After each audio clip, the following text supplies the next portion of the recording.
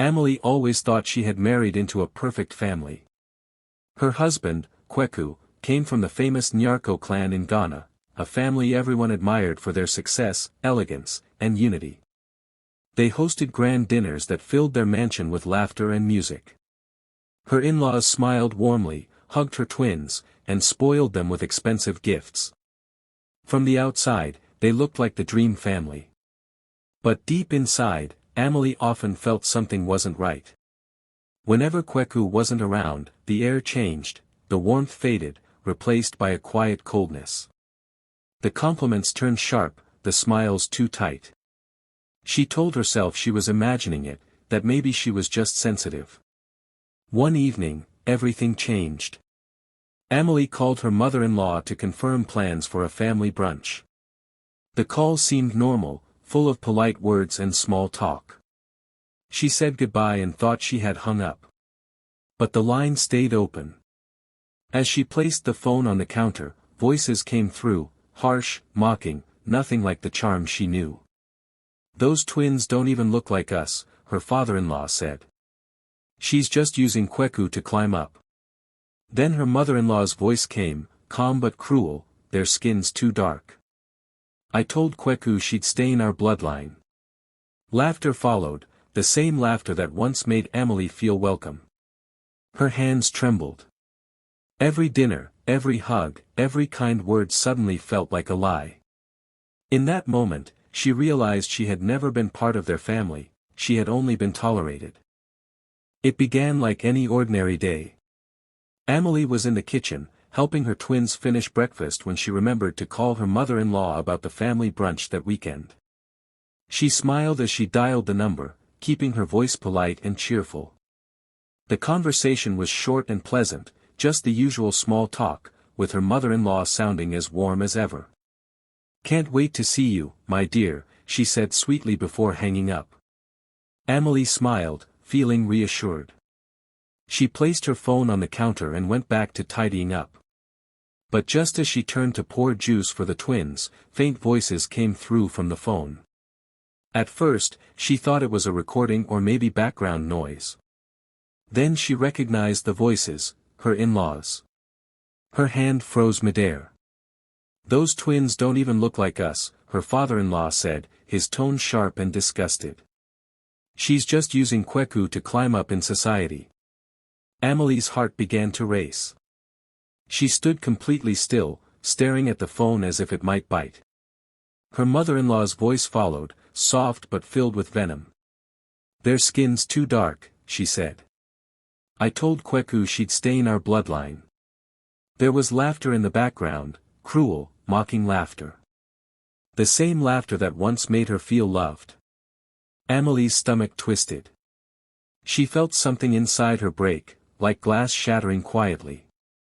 Every moment she had spent trying to fit in, every kind gesture, every dinner where she smiled and tried to belong, it all replayed in her mind, now tainted by their words. She wanted to hang up, but she couldn't move. She listened as they kept talking, tearing her apart piece by piece. When the call finally ended, the silence in the kitchen was deafening. Her twins laughed in the background, unaware. Amelie slowly reached for her phone, her hands trembling. The truth she had just heard could never be unheard, and from that moment, she knew her life with the Nyarkos would never be the same again. Amelie stood frozen, staring at the phone on the counter. Her mother-in-law's voice cut through the air again, smooth but filled with poison. "Their skin's too dark, not like the Nyarkos. I told Kweku she'd stain our bloodline." Then came laughter, loud, ugly, cruel. The same laughter that once sounded so warm, so welcoming. It echoed in her ears until it felt like the walls were closing in. Her chest tightened, her hands shook, and for a moment she forgot how to breathe. Her mind began to race, pulling her back to every Sunday dinner where they praised her cooking but secretly avoided her gaze. Every fake smile, every polite hug, every "you're part of the family now," all of it felt like a lie. She remembered how her mother-in-law would touch her twins' faces and say, "They're so unique," with a smile that never reached her eyes. The signs had always been there, but Amelie had been too hopeful, too trusting. She wanted so badly to believe she belonged. Now she knew the truth, she and her children were never really part of the Nyarko's world. They were tolerated, not loved. Accepted in public, but judged in private. Her heart broke as she realized the family she thought was perfect was built on pretense and pride. Her children, innocent and joyful, had no idea their grandparents saw them as a stain. Tears filled her eyes, but she didn't let them fall. Instead, she wiped her face and stood silently, letting the pain settle into something colder, something stronger. The voices on the phone grew distant, the laughter fading into a dull hum. She reached for the phone and ended the call, her hands still trembling. In that moment, Amelie felt something shift inside her. The woman who had spent years trying to please them was gone. What replaced her was quiet, steady, and unbreakable. They thought she didn't hear them, but she did. And they would never forget what came next. Amelie moved through the rest of the evening like a ghost in her own home. The twins played in the living room, laughing and chasing each other, their joy filling the space, but she barely heard them. Her mind was somewhere else, looping through every word she had overheard, every insult that had slipped past her unnoticed before. Now, each one stood out like a wound she hadn't realized was bleeding. She remembered the small things, how her mother-in-law never called her children by their names, only those twins. How her father-in-law always introduced her as Kweku's wife, instead of Amelie. The polite smiles, the little jokes about her accent, the way they'd exchange glances when she spoke about her own family. Every moment she had once brushed off as harmless now burned with new meaning. As the night deepened, she sat by the window watching the streetlights flicker outside. Her heart was heavy, but her face stayed calm. She didn't cry. The hurt had already hardened into something else, quiet rage. It wasn't the kind of anger that made her scream. It was the kind that made her think, plan, and move carefully.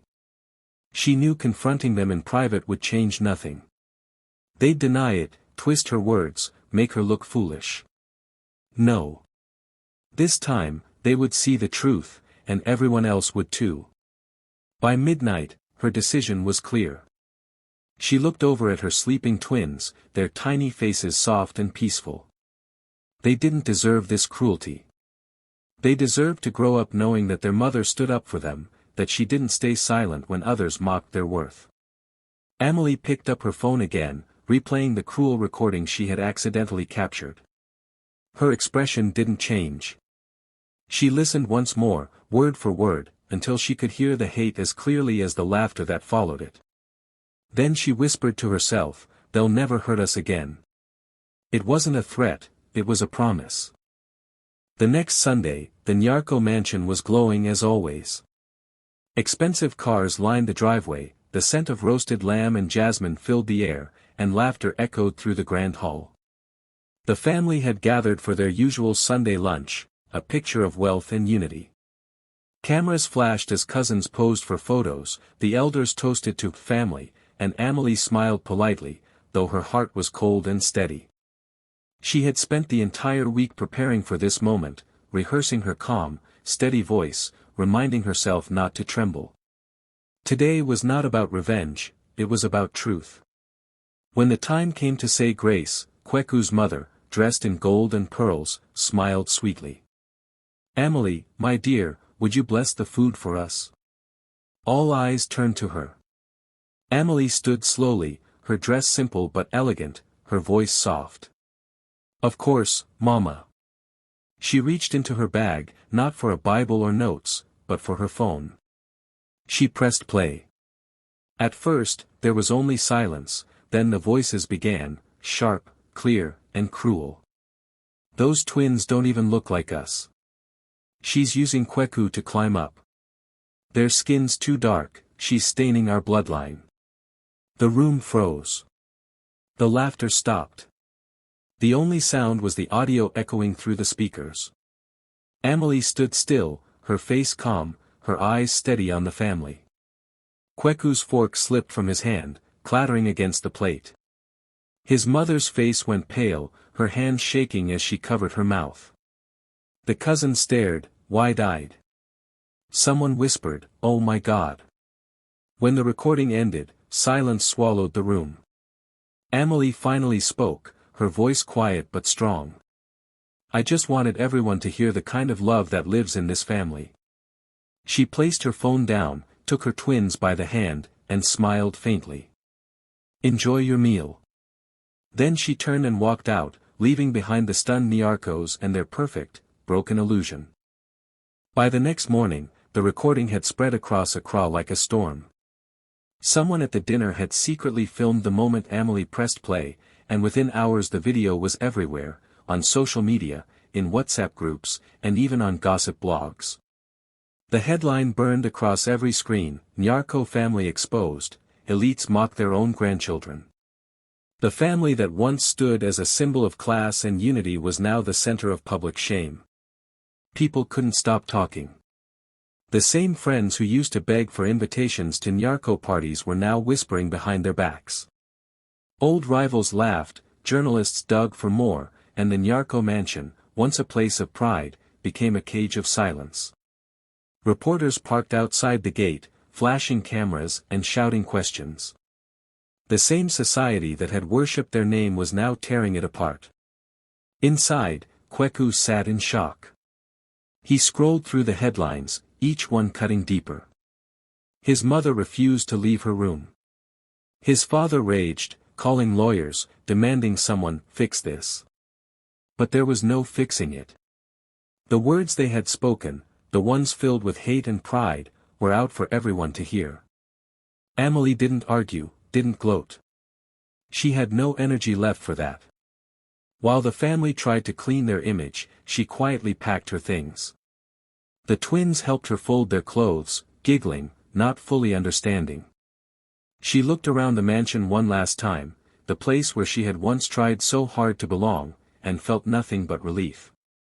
Before sunrise, she loaded the car and drove away, her twins asleep in the back seat. The city lights blurred behind her, fading like an old memory. For the first time in years, the air felt light. She didn't look back. She didn't need to. The mask she had worn for so long had finally fallen, and she was free. Weeks passed, and the noise around the Nyarko scandal began to fade. But Amelie was not the same woman she had been before. The pain had carved something powerful inside her, a quiet strength that refused to be hidden anymore. One morning, as she watched her twins paint in their new apartment, she got an idea. They were mixing colors on the paper, brown, tan, gold, laughing at how every shade was beautiful. And just like that, she knew what she wanted to do. Amelie started a small foundation from her living room, dedicated to supporting mixed-heritage children, the same kind her in-laws had mocked. She called it the Light Within. Her goal was simple, to give children like hers a space where they could feel proud of who they were. She shared her story online, not out of bitterness, but out of honesty. "They called my children a stain," she wrote. "But I see them as art." The response was overwhelming. People from all over Ghana, and even beyond, began sharing their own stories. Some had faced rejection from their families, others from society. Donations started to pour in, not from pity, but from admiration. Within weeks, the light within grew faster than she ever expected. Volunteers joined, sponsors reached out, and journalists wanted interviews. But Amelie kept her focus on the children, the laughter, the art, the joy that filled every workshop she hosted. Her twins thrived in their new home. They ran barefoot in the garden, their laughter echoing freely, untouched by shame or judgment. They were no longer those twins. They were simply Kweku Jr. and Layla, bright, curious, and full of life. Sometimes, when Amelie tucked them in at night, she would think about the Nyarkos and feel no anger, only peace. They had tried to break her, but instead, they gave her purpose. Her revenge wasn't loud or cruel, it was her happiness, her freedom, and the legacy she was now building for others who had once felt small. Months passed, and Amelie's life had completely changed. The gossip had died down, the headlines had faded, and people had moved on to new scandals. But Amelie had built something lasting, her foundation was growing, her twins were thriving, and peace had finally found its way into her home. The laughter of her children now filled her mornings, not the fake smiles or forced conversations she had once lived with. She spent her days helping families, speaking at schools, and creating safe spaces for children who were once made to feel different. Her heart felt light for the first time in years. One quiet evening, as the sun dipped low and painted the sky gold, her phone began to ring. She almost didn't answer when she saw the name flash across the screen, mother-in-law. For a moment, she just stared at it, her heart calm but curious. Then, slowly, she pressed accept.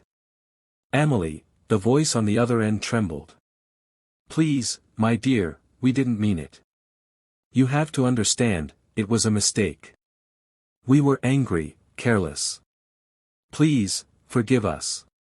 Amelie closed her eyes for a moment. She could hear the shame in her mother-in-law's voice, the weight of public humiliation, the regret that came too late. But what struck Amelie most was how small that voice sounded now, the same woman who once spoke with pride and power now sounded broken. A soft smile formed on Amelie's lips. Her voice was calm, almost kind. I know, she said quietly. You didn't mean for me to hear it, but I did. There was silence on the other end. No words, no excuses. Just the sound of breathing and a faint sob. Amelie didn't say another word. She gently ended the call, set her phone down, and looked at her twins playing nearby. Their laughter filled the room, pure and free. She smiled to herself, her heart steady. That call was the final piece of closure she needed. This time, she didn't look back, because she finally knew peace had her name on it.